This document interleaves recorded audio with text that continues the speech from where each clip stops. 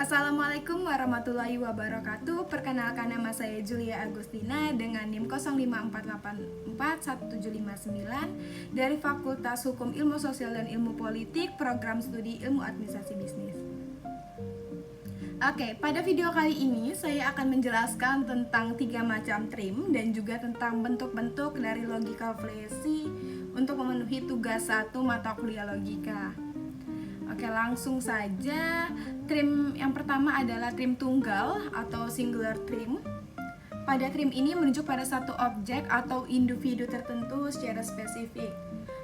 Contohnya seperti Presiden pertama Republik Indonesia, gunung tertinggi di Indonesia, atau nama seseorang seperti Budi, Nurul, dan sebagainya ya.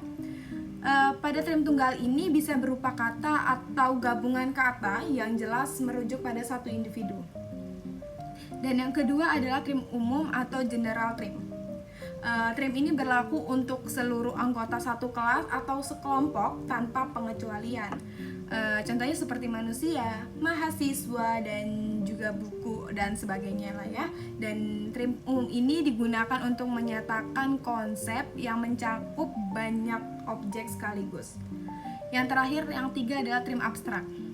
Pada trim abstrak merujuk pada sifat, kualitas, atau hubungan yang tidak bisa diamati secara langsung, melainkan berupa konsep atau ide.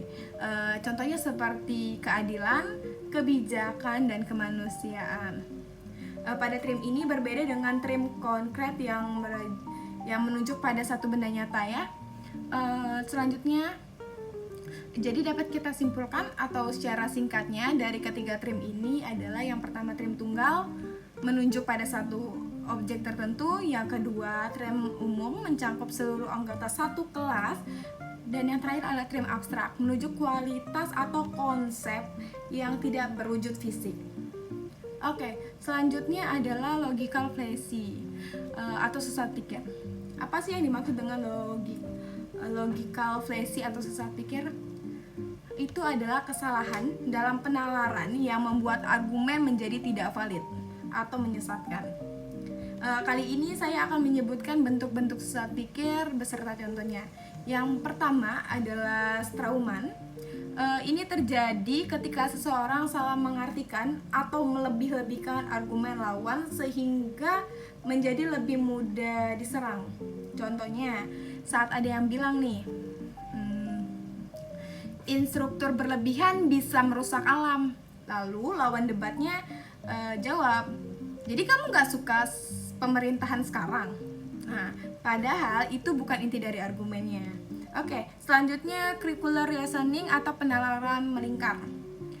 Argumen yang berputar-putar tanpa bukti baru, hanya mengulang kesimpulan sebagai premis. Misalnya, Tuhan itu ada karena tertulis di kitab. Lalu ketika ditanya kenapa percaya, jawabannya karena sudah tertulis di kitab. Nah, jadi tidak ada bukti lain yang mendukung. Selanjutnya adalah flase dilema. Memberikan pilihan-pilihan seolah-olah ada dua opsi ekstrim, padahal sebenarnya ada alternatif lain. Contohnya seperti ini. Kita harus setuju dengan rencana ini atau proyek ini akan gagal. Padahal bisa saja ada solusi lainnya. Oke, selain itu kita juga harus tahu nih cara-cara untuk menghindari logical fallacy.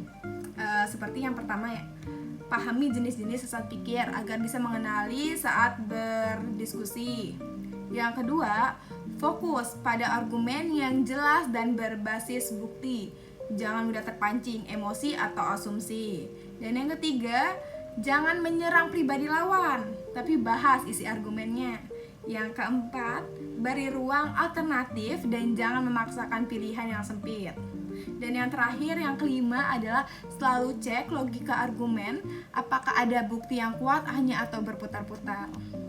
Dengan cara ini, diskusi akan lebih sehat dan argumen yang disampaikan lebih kuat serta meyakinkan. Terima kasih, sekian dari saya. Wassalamualaikum warahmatullahi wabarakatuh.